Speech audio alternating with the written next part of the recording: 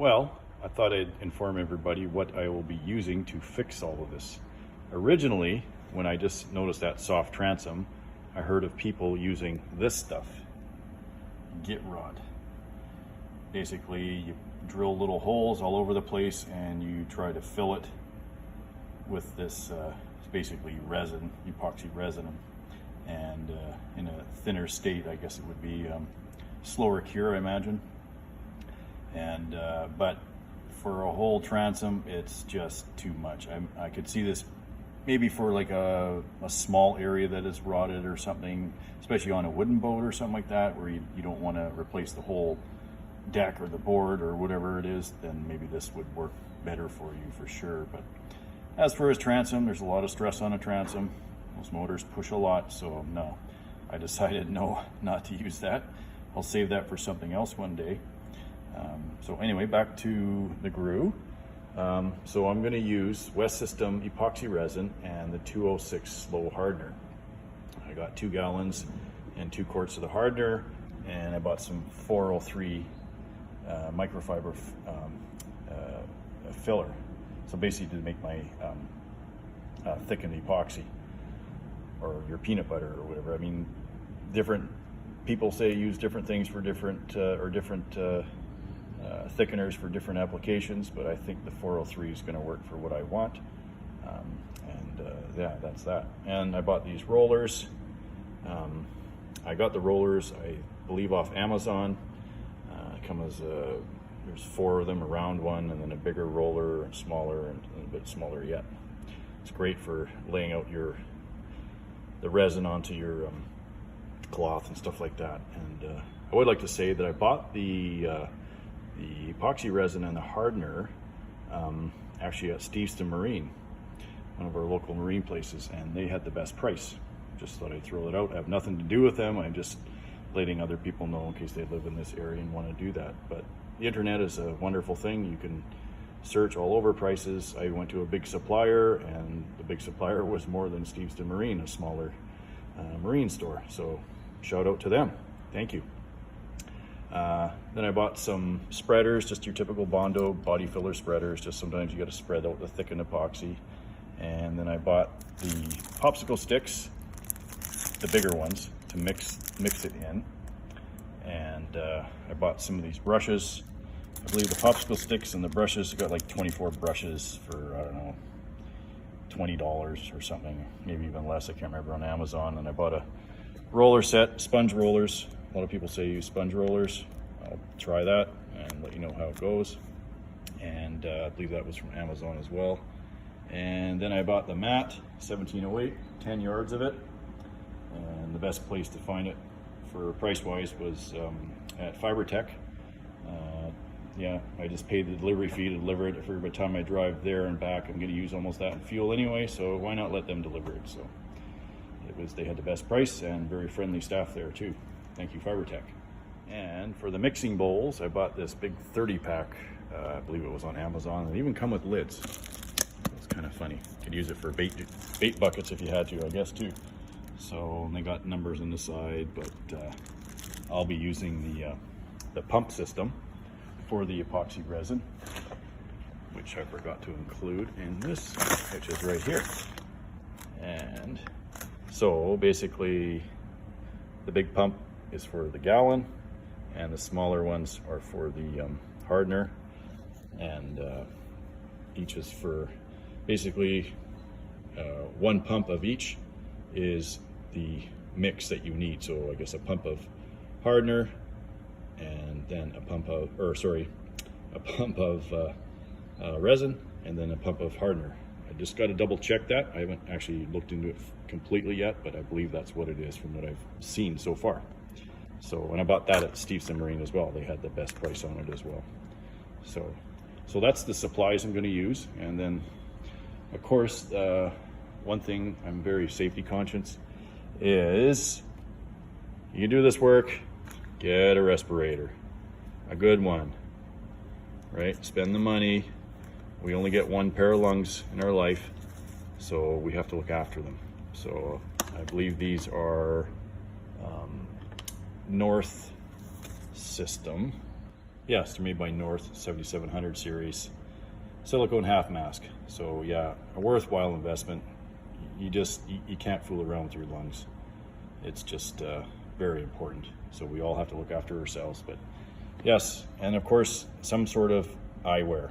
I mean, if you can get these type of throwaway suits that have the hoodie on the back, it's hard to show you now, but those are fantastic. Helps keep you less itchy.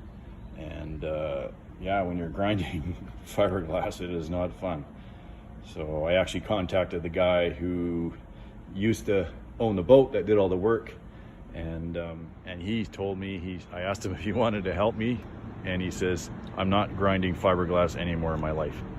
And I don't blame him, because it is, especially when you're in a hall like this, it's like a giant dust bowl. So that stuff gets everywhere. So yeah, look after yourselves, bundle up, do a little sweating. It's hot out here today. I was sweating pretty good, just cutting those ones out. And yeah, anyway, enough of my safety talk. Good enough. I'm sure everybody's grown up now and they know what to do.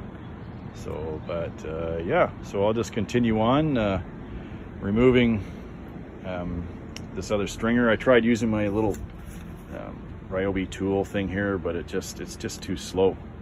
So I've been using my angle grinder, my cordless Milwaukee angle grinder, and it seems to go much quicker. Makes a heck of a lot more dust, but it just goes quicker. So, but whatever you like, you know, there's probably better multi-tools out there with better blades that might do a better job, maybe quicker, but I'm just using what I have right now. So there we go. And yeah, like I say, I'd love any comments or anybody that's done this, you know, especially on a smaller craft like a 14-footer, 15-footer, or even a 12-footer.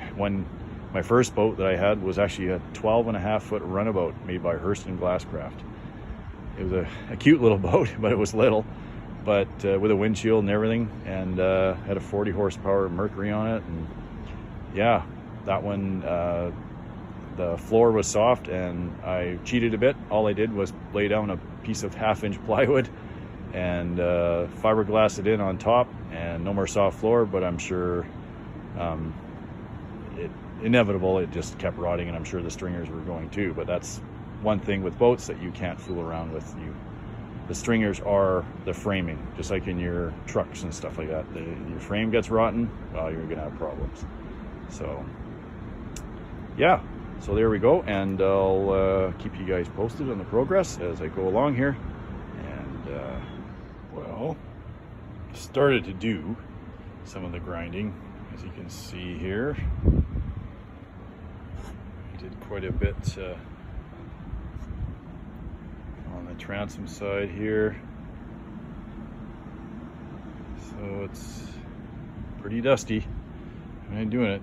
Actually, I took a leaf blower and just caused this huge cloud of dust to come out and just keep blowing and blowing and blowing, and most of it dissipated. So a little bit easier using a shop vac, taking a half an hour to vacuum all that fine dust up. So just wanted to share a couple of tools, or more than a couple tools I've been using. I got this one here. This is like a little mini, it's a 1/2-inch belt sander, and this arm pivots up and down whatever way you want, and quite handy. As you can see, the belt's quite worn. That's my second belt. It's great for getting into little tight spots, you know, like this sort of thing where you can't get with the angle grinder or whatever you're using.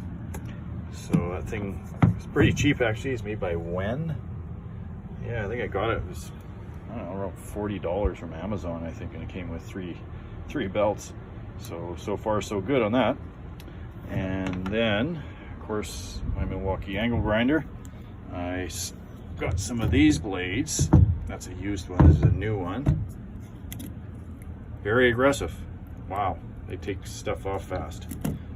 Pretty impressed with that. And my corded gets low on batteries, and I use the corded one. It's got the same blade on it, right there. And also this multi-tool, which you've seen before. It actually works quite well. It's doing cuts and And actually I just took it and just kind of shaved along a lot of the remnants of the stringer glassing there, and it just kind of got right down to the hull there, and then I just take my grinder to it and grind it all. And so I've started that. That's with the grinding so far. So I thought I'd just share some of the tools I've been using. And yeah, make sure you bundle up and respirator up and eyewear up when you're doing grinding. Very dusty, very unhealthy for you. So probably a saying out there is, who's the best grinder? Somebody else. I also wanted to say, I'm hoping I don't have to use this thing too much more. I'm done with grinding. Oh man, that is not fun. So there might be a little bit here and there, but yeah, that stuff gets everywhere. Do it outside, don't do it in your shop. Believe me, I didn't do it in my shop. Took someone else's advice and did it outside, and I could see why. Definitely do it outside. And yeah, I just took a leaf blower and blew the hull out. Kept blowing and blowing, great big dust bowl, and then took the air compressor to myself with the suit on and stuff, and got all that off. And then yeah, but definitely need a respirator. If there's only a half mask, if you can get a full face mask, that would be even better, because I had goggles on and all that, and the dust got into everything, even in the goggles, inside my eyes. Oh, it was horrible.